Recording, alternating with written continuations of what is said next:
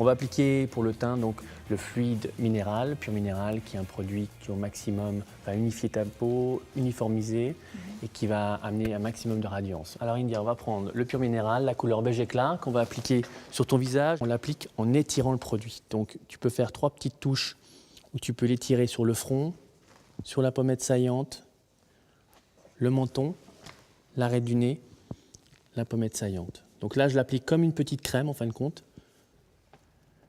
Et après, on va appliquer pour les petites imperfections qui sont un peu plus importantes, comme des petits boutons, comme des petites cernes, on va appliquer le concealer.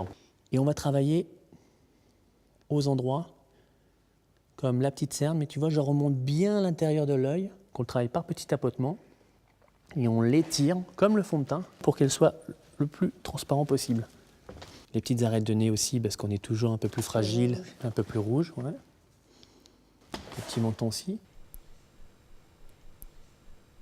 On va appliquer le blush. C'est un peu ce qui va structurer ou qui va donner bonne mine. Je travaille plus avec une couleur un peu rosée. Pourquoi? Parce que je trouve que le rose aujourd'hui, on est dans cette fragilité qui est un peu innocente, mais en même temps c'est une fragilité qui est pointue. J'ôte l'excédent sur la paume de la main ou sur le dessus de main. Et je l'applique légèrement sur la petite pommette pour amener vraiment une toute petite touche de couleur. Là, j'en mets légèrement un petit peu sur le frontal, sur le menton aussi, pour comme si la couleur courait un peu sur ton visage. On va appliquer pour les yeux les fards à paupières, les monos. Donc on va faire un petit mélange, on va s'amuser un petit peu, on va faire notre petite cuisine. Donc on va utiliser les blancs, les beiges, les taupes, qu'on va booster par l'application d'un mascara. Donc on va appliquer déjà un blanc neige. Tu vois, je l'applique bien sur la paupière mobile, maximum de texture. Et je l'étire vers l'extérieur jusqu'à l'arcade sourcilière légèrement. Donc indirectement, en faisant ce travail, tu vas redessiner ton sourcil. Ce qui est pas mal aussi, des fois, c'est finir avec le doigt. Elles sont très très bien ces textures, donc tu peux vraiment t'amuser aussi avec tes doigts. Après, tu vas prendre un deuxième petit applicateur où tu vas appliquer un taupe pour étirer le regard et pour apporter au maximum cet œil en amande que toutes les femmes veulent. Applicateur. Tu vois, je l'applique vraiment du centre de la paupière mobile et je l'étire vers l'extérieur. Et après, je peux vraiment étirer avec l'applicateur comme je viens de faire ou alors avec le doigt pour étaler au maximum le produit. Tu peux aussi souligner le dessus de ton regard légèrement. Voilà, très bien. Milieu de l'iris vers l'extérieur. Milieu de l'iris vers l'extérieur. Ferme les yeux. Je remonte légèrement. On va prendre une petite texture qui est légèrement en plus étincelante par rapport aux taupes et au blanc neige qu'on a mis auparavant. Et je l'applique au centre de la paupière, légèrement.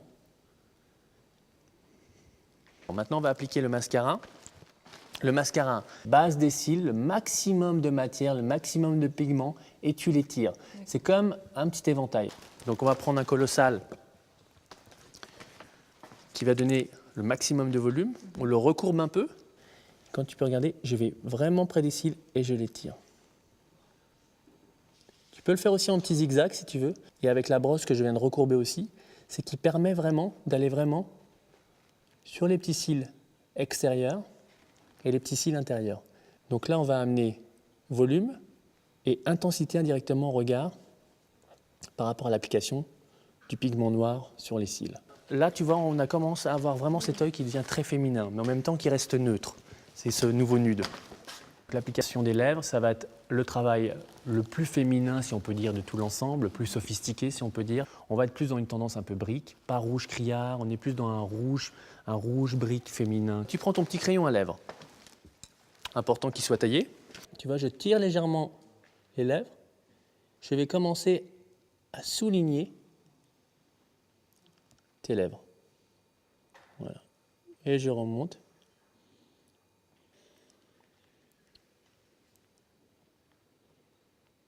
C'est vraiment un travail de contour et en même temps j'ai appliqué sur toute la lèvre, comme le fard à paupières qu'on a appliqué, comme le fond de teint. C'est comme un travail de base qui va nous faciliter l'application au bâton et en même temps ça va permettre aussi peut-être une meilleure application et une meilleure résistance au niveau de la couleur. Elle va rester plus longtemps sur tes lèvres. Tu pinces un peu les lèvres. Voilà, tu tournes là-bas. La dernière touche pour le travail de la bouche, c'est l'application au bâton. C'est toi qui vas le faire. Tu pars du centre vers l'extérieur, même chose. Comme si tu faisais une petite bouche en kabuki, simplement au centre, et tu vas pincer. Et après, cette couleur va s'estomper sur les commissures extérieures et va se raccorder au travail de ton crayon à lèvres. Essaye. Tu suis la ligne que j'ai faite. Voilà, stop. Pas jusqu'au bout. L'autre côté aussi. Voilà, tu descends un peu. Stop. Au centre. Tu vas un peu sur la droite et un peu sur la gauche. Stop. L'autre côté. Tu pinces. Et moi, je vais faire une petite touche. Et l'avantage de ça, c'est que tu vas avoir vraiment